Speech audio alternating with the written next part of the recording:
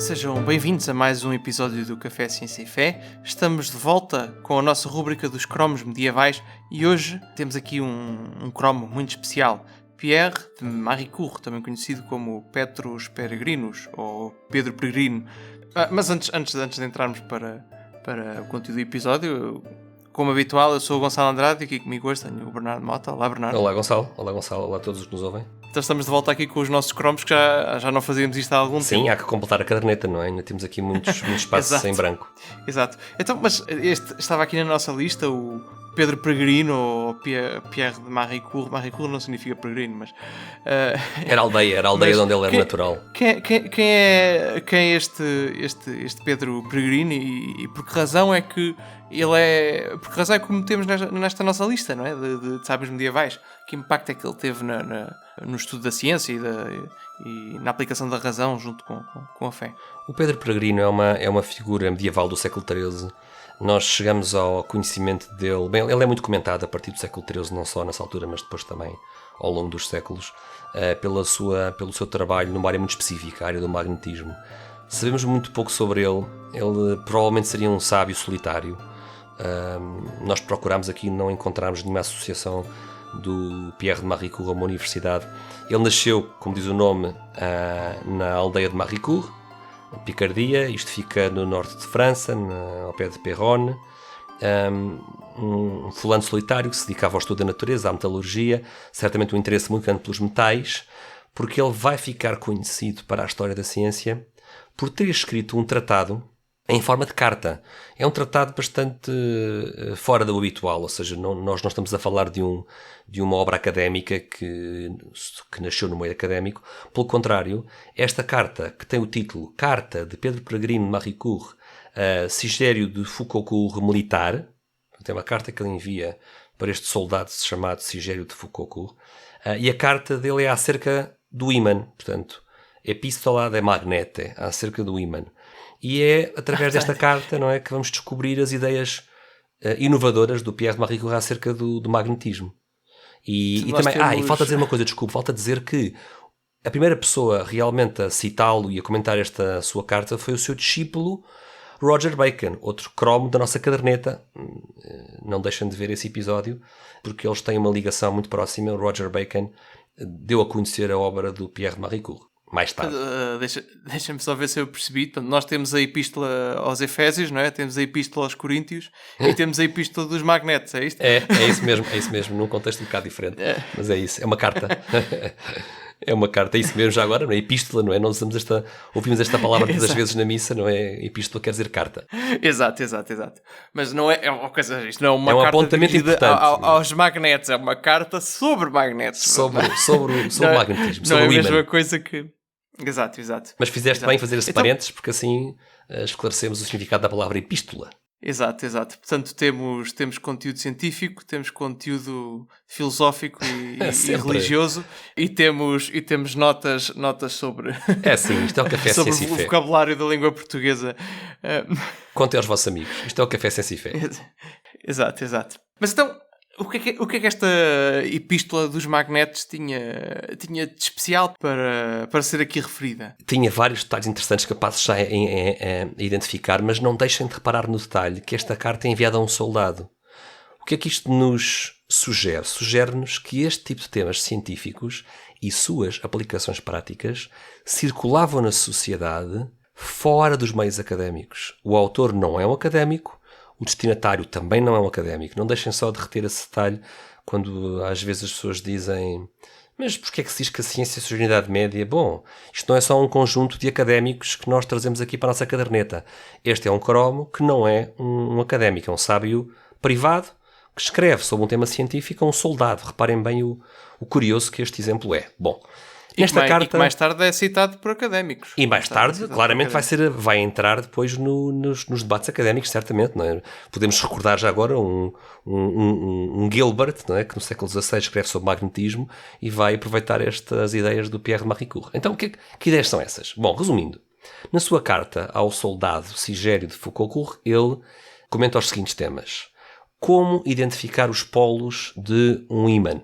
E até antes disso um conceito mais elementar, a magnetite, não é? Esses ímãs em estado natural que encontramos como minério, não é? Como um objeto natural, não é? Que existe na natureza, não é? Que sempre intrigou pelas suas propriedades magnéticas. Portanto, ele comenta as propriedades da magnetite, ele comenta o efeito magnetizador que a magnetite tem sobre o ferro, portanto é possível magnetizar objetos de ferro através do contacto com bocados de magnetite, comenta as leis da atração e da repulsão magnética, os polos iguais repelem-se, não é? Os polos opostos atraem-se, e depois mas aqui de uma forma meramente descritiva, não é? Sim. Nós estamos ainda a falar de uma coisa matematicamente rigorosa. Não estamos a falar de leis de Maxwell, não estamos a falar de... Pois. Nada disso ainda, não é? Nada disto ainda é matemático, ou melhor ainda nada é disto descritivo, mas é... É muito descritivo, mas é importantíssimo. É importantíssimo. Não estou a minimizar, é só para esclarecer que ainda existe aqui, quando falamos que ele estudou leis de atração e repulsão, há aqui uma diferença substancial ainda, mas que nos conceitos da razão, aqui, não é? Nos conceitos da razão são conceitos descritivos, mas quando ele aplica estes conceitos à construção de bússolas, aí já é diferente. Aí já entram conceitos geométricos e matemáticos, porque a bússola é um objeto que para a sua construção requer conhecimento e destreza geométrica e matemática. Na aplicação prática desses conceitos descritivos de magnetismo, então sim o Pierre-Marie Curie vai usar a geometria sobretudo e também a engenharia, e vai aplicar estes conceitos à construção de bússolas, quer secas, quer úmidas. O que é isto? A bússola seca e a bússola úmida, elas distinguem-se porque as bússolas úmidas colocam a peça magnética, não é? Colocam-na em cima de água, a flutuar sobre a água. Utilizam a água como um meio fluido para permitir à bússola orientar-se de acordo com o norte de forma flutuante, não é? Sobre a água. Isso é uma bússola úmida. Também é interessante dizer que o Pierre-Marie Curie sugere no seu livro, na sua carta, que poderia ser construída uma máquina de movimento perpétuo, desde que essa agulha da bússola fosse continuamente puxada para o próximo setor. Se imaginarmos um disco, não é? Que é a nossa máquina de movimento perpétuo, não é? Esta agulha saltaria de setor para setor através do magnetismo, não é? E nunca pararia, diz ele. Nós sabemos que hoje em dia sabemos que isso é impossível, não é? Mas é uma ideia curiosa. Isto, exposto desta maneira, não é? Se tu tens uma força continuamente a puxar a agulha, no fundo é um motor elétrico. É um motor elétrico, sim, é um motor elétrico. É um motor elétrico, é claro. Só que não é uma máquina de movimento perpétuo na medida em que tu não estás a gerar energia ali, tu estás continuamente a fornecer energia para aquilo continuar a rodar, mas no fundo isto é um movimento, assim, podes dizer que é movimento perpétuo, só que alimentado por uma... Só que é perpétuo porque tu continuas a fornecer energia. Claro. Se tu parares de fornecer energia senão e não consegues extrair energia daqui. Mas é interessante eles estamos em segunda metade do século XIII. Se procurarem no YouTube, são capazes de encontrar vídeos de máquinas de movimento perpétuo, supostas máquinas de movimento perpétuo, que utilizam fenómenos magnéticos para continuar a puxar uma coisa para continuar a rodar. E dá a ilusão de que... Pierre-Marie Curie estava... Sim. Não era tonto nenhum, não é? Estava na direção certa, não é? Também... E é importante sempre termos a noção, não é, de que temos que nos colocar no contexto da época e perceber o avanço extraordinário que isto foi, não é? É muito fácil para nós, que do alto do século XXI, não é, olhar lá para baixo, não é, e dizer mal, mas isso é muito parvo, é uma atitude muito parva. Nós temos que ter uma admiração e um respeito imenso pelos avanços científicos e tecnológicos que surgem, neste caso, por volta de 1269, na segunda metade do século XIII. É impressionante. E também para quem diz que não houve mestre mental na Idade Média, senhores, por favor, não é?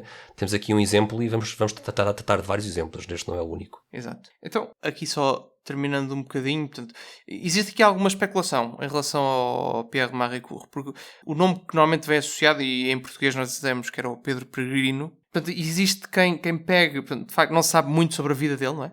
Mas existe quem pegue neste sobrenome dele e diga que ele talvez tenha sido um cruzado, que é provável que tenha sido um cruzado, por ser conhecido como peregrino.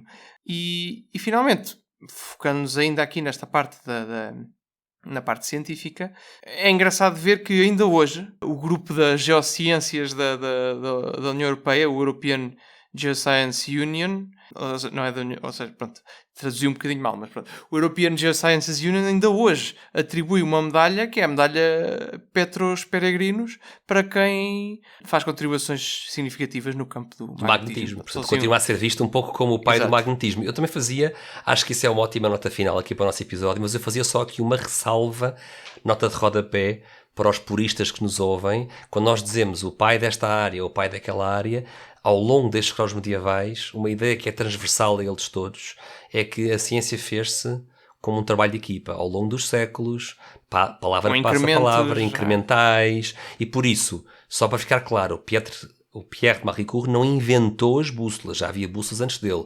Ele, no seu livro, sintetizou de uma forma espetacularmente clara, sintetizou as leis fundamentais do magnetismo e ao sintetizar e explicá-las, garante a transmissão do conhecimento e até o aprofundamento do conhecimento, e depois também as aplicações práticas dessas leis em objetos concretos. Portanto, no fundo, o uso do método experimental, mas também aplicações de engenharia. Mas de forma alguma estamos a dizer que o magnetismo ou as bússolas surgiram pela mão do Pierre Maricourt. Não é? Tudo isto são...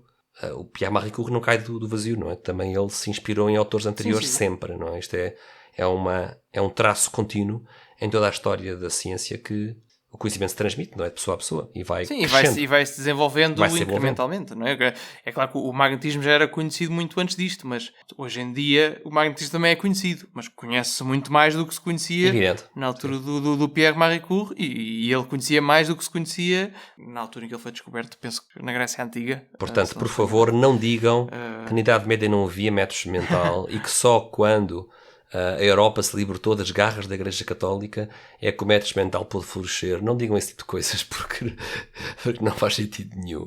Há muitos exemplos em contrário. E pronto, se calhar ficamos por aqui com o nosso Pedro Peregrino de Maricourt, que foi aqui um dos que contribuiu para o estudo do magnetismo de forma fora, ou pelo menos tanto quanto se sabe, fora do meio académico, que é interessante, não é? Ou seja, mostrando que existiam circuitos de transmissão de conhecimento científico e de interesse científico, não é? Sem ser nos nichos de elite que eram as universidades, não é? A própria sociedade tinha gosto e interesse pelo estudo destas coisas e também pela sua aplicação prática, não é? Pelas duas coisas, pela parte teórica e pela parte prática. Exato. E ficamos por aqui. Ficamos por aqui. Obrigado, até ao próximo Bernardo, cromo. Por mais este bocadinho. A nossa caderneta está a ficar completa. Está a ficar completa? Não, está mais ou menos a caminhar para isso. Mas ainda há aqui muito cromo. Estejam atentos aos próximos episódios, porque só vale quem completar a caderneta toda. Nós, por acaso, Gonçalo, devíamos fazer aqui uma espécie de um questionário para avaliar os conhecimentos da caderneta. No final fazemos um quiz. Um quiz para ver quem é que assistiu a todos os cromos medievais para poder receber aqui um prémio do Café Ciência, um troféu de resistência. Exato. Um prémio que nós ainda vamos ter que fazer. que pensar qual é, mas... Acho que já temos que arranjar primeiro o nosso mecenas, não é? Um mecenas, e tem a ver com aquela questão do IBAN também, não é? Exato. Primeiro o mecenas, primeiro o IBAN, depois o mecenas que usa o IBAN, depois comprar o prémio, não é? E depois sim fazer um quiz para entregar o prémio a quem colecionar todas as cadernetas dos cromos medievais. E até à próxima, Gonçalo. E depois também podemos arranjar convidados com mais qualidade, não é? Convidados de alto gabarito, com cachês muito caros. Bom, como isto está aí para o disparate, ficamos por aqui, mas vou ficar por aqui. Exato. Exato, isto já é a parte dos bloopers. Até à próxima, obrigado, até à próxima. Bernardo. Um abraço. Exato, um abraço.